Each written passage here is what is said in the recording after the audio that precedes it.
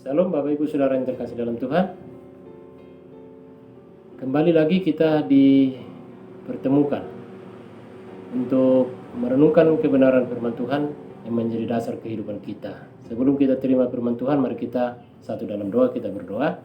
Kami datang di hadapan-Mu Tuhan, mensyukuri segala pemberian dan kasih setia Tuhan yang melimpahi kehidupan kami.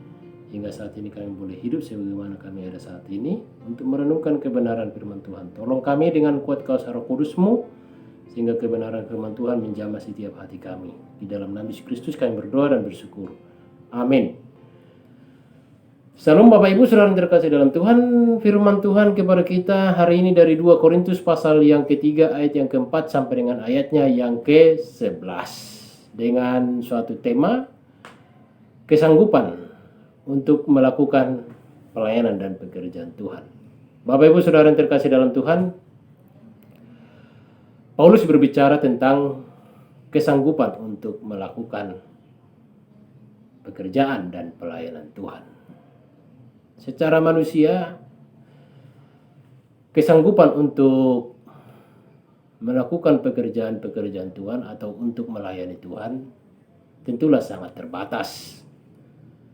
Bahkan tidak mungkin kita dapat melakukan pekerjaan Tuhan. Ketika kita mengandalkan kekuatan dan kemampuan diri kita sendiri. Apalagi kalau kita berbicara tentang ketidaklayakan di hadapan Tuhan. Karena kita adalah orang yang berdosa. Orang-orang yang penuh dengan kelemahan dan keterbatasan. Kalaupun kita memiliki kekuatan dan kemampuan secara fisik,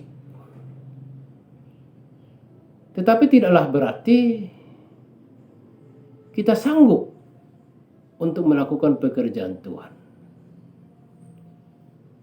Kekuatan secara fisik atau kemampuan secara fisik, bahkan akal pikiran kita dalam melayani Tuhan, itu pun saudara-saudara kita pahami adalah sebagai pemberian dan anugerah Tuhan. Apalagi kita berbicara tentang kesanggupan untuk melayani Tuhan. Paulus dengan penuh kesadaran, dia mengatakan bahwa kesanggupannya untuk melayani Tuhan adalah semata-mata karena Tuhan. Kesanggupan karena Tuhan. Sekalipun kita tahu bahwa Paulus ini adalah orang yang memiliki kemampuan dan potensi sebagai ahli Taurat dan sebagai orang Farisi. Dia sangat memahami tentang pekerjaan-pekerjaan Tuhan. Dia sangat memahami tentang Taurat Allah, tentang panggilan dan pelayanan. Tetapi toh juga dia mengatakan bahwa pekerjaan untuk melakukan pelayanan dan pekerjaan Tuhan hanyalah mungkin disanggupkan oleh Tuhan. Oleh karena itu Bapak Ibu Saudara yang terkasih dalam Tuhan, ada dua hal penjelasan Rasul Paulus kepada jemaat di Korintus maupun kepada orang-orang percaya lainnya sehubungan dengan pelayanan dan pekerjaan Tuhan yang merupakan tugas dan tanggung jawab dalam kehidupan kita sebagai orang percaya. Yaitu yang pertama, dia mengatakan bahwa hidup di dalam pekerjaan Tuhan dan melakukan pelayanan untuk Tuhan haruslah didasarkan dengan mengandalkan kekuatan dan kemampuan dari Tuhan. Jika pelayanan dan pekerjaan Tuhan didasarkan pada kekuatan dan kemampuan diri sendiri, saudara, maka ketika diperhadapkan dengan pelayanan dan pekerjaan Tuhan, pastilah harus selalu dengan mengukur kemampuan dan kekuatan diri sendiri, berorientasi pada kekuatan dan kemampuan diri sendiri. Dan jika itu yang terjadi saudara, maka setiap pelayanan pastilah dipandang selalu tidak mungkin dapat dilakukan atau tidak bisa dapat dilakukan, mustahil dapat dilakukan, sehingga saudara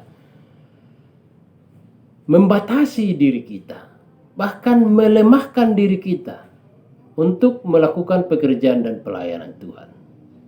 Jika kita berorientasi pada kemampuan dan kekuatan diri sendiri.